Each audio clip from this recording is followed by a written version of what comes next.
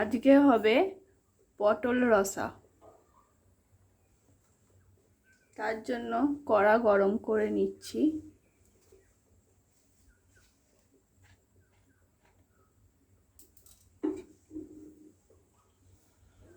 কড়া গরম হয়ে গেছে, সর্ষের তেল দিচ্ছি।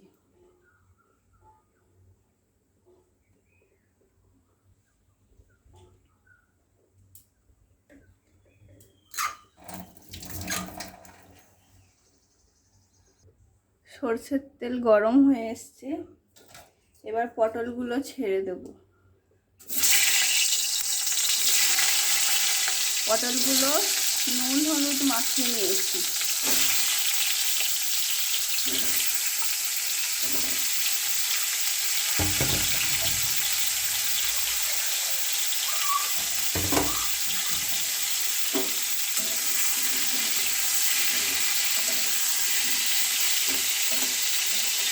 পটলগুলোকে একটু মাঝে মাঝে কেটে দিয়েছি, যেহেতু গোটা পটল ভিতরে রসাটা যাওয়ার জন্য একটু মাঝে মাঝে কেটে নিয়েছি। পটলটা ভালোভাবে ভেজে নেব। পটলগুলো ভাজা হয়ে গেছে, এবার তুলে নেব।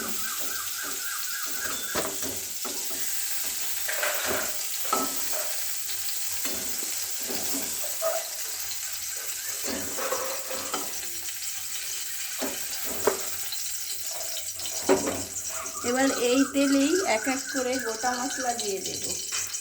তেজপাতা, শুকনো লঙ্কা, এলাচ,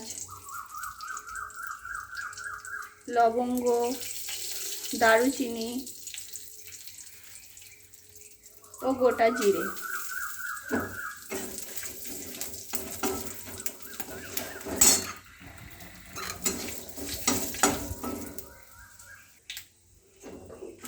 এবার দিয়ে দেব, ভাজা হয়ে এসছে, এবার দিয়ে দেবে কাঁচা লঙ্কা ও কুচনো টমেটো।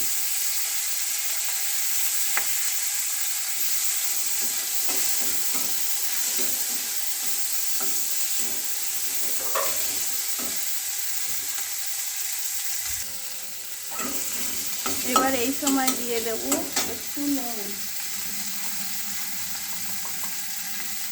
যাতে টমেটোগুলো তাড়াতাড়ি গলে যায়।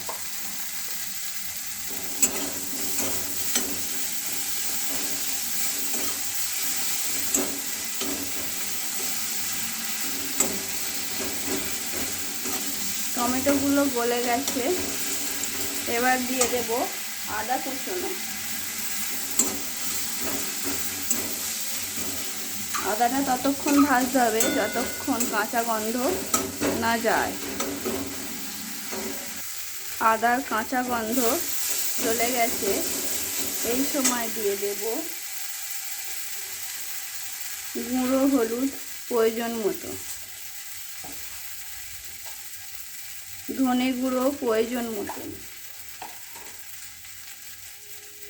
জিরে গুঁড়ো প্রয়োজন মতো ও হাফ চামচ চিনি।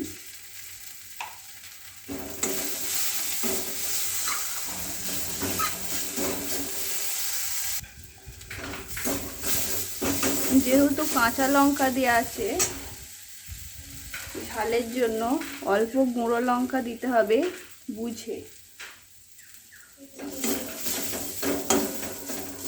এই সব মশলাটিকে সামান্য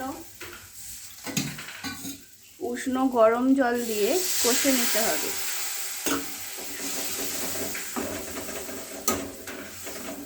এই জলটা কিন্তু উষ্ণ গরম জলই দিতে হবে।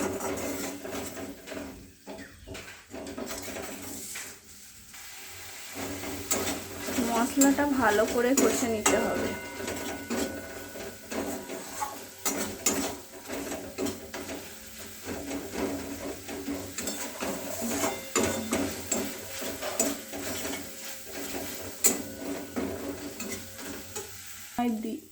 মশলাটা ভালো করে কষানো হয়ে গেছে, এই সময় দিয়ে দিতে হবে ভাজা পটল।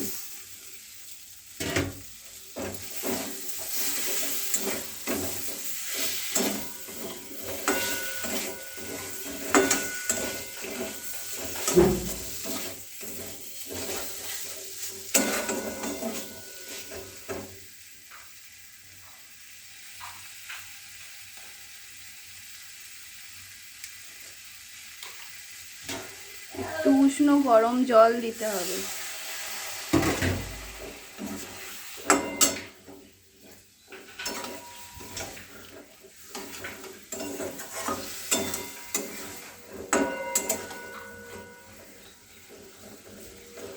দু 3 মিনিট ভালো করে কষিয়ে নিতে হবে।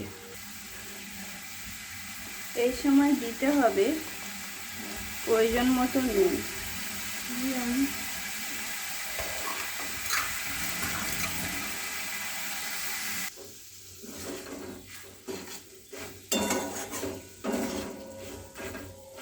ভালো করে কষানো হয়ে গেলে এবার ফেটিয়ে রাখা দইটা দিয়ে দিতে হবে।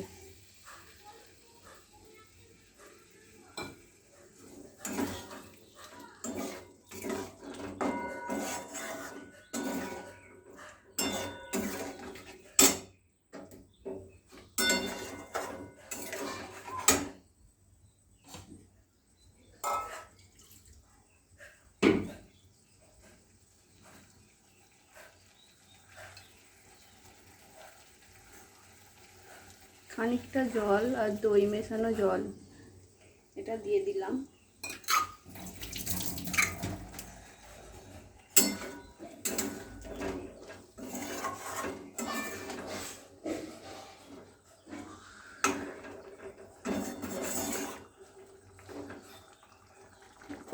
খানিকক্ষণ এবার ঢাকা চাপা দিয়ে হতে দিতে হবে।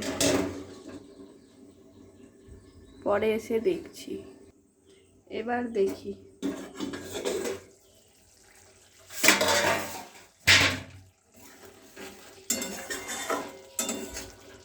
পটলের রসা তৈরি হয়ে গেছে। এবার গরম ভাতের সাথে খেলে খুব ভালো লাগবে। তোমরা সবাই একদিন করো। আজকের মতন সমাপ্ত।